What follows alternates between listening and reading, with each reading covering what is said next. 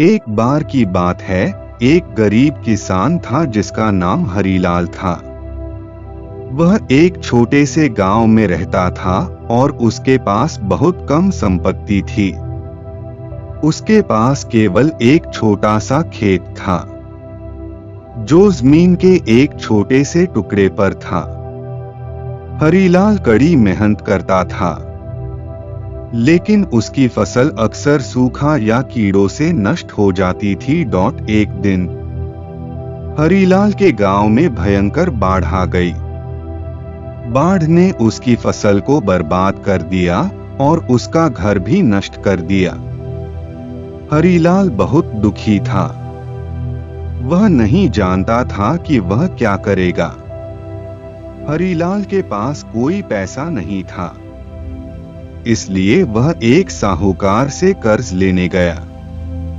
साहूकार ने उसे बहुत अधिक ब्याज पर कर्ज दिया।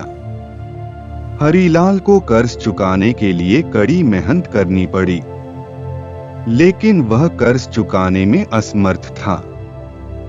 धीरे धीरे हरीलाल और उसका परिवार गरीबी में डूब गया।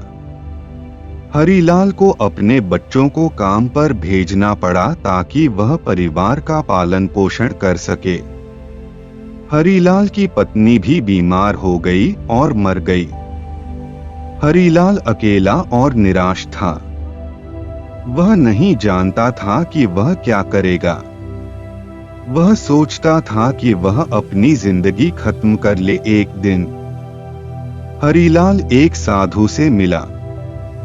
साधु ने हरीलाल को समझाया कि जीवन में उतार चढ़ाव आते हैं। उन्होंने हरीलाल को धैर्य रखने और संघर्ष जारी रखने के लिए कहा। हरीलाल ने साधु की बात मानी। उन्होंने अपने जीवन को बदलने का फैसला किया। उन्होंने कड़ी मेहनत करना जारी रखा और अपने बच्चों को पढ़ाया। धीरे धीरे हरीलाल की किस्मत बदलने लगी। उन्होंने अपने कर्ज को चुकाया और एक नया घर बनाया।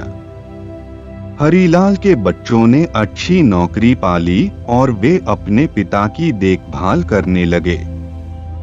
हरीलाल को आखिरकार अपनी जिंदगी में खुशी मिली।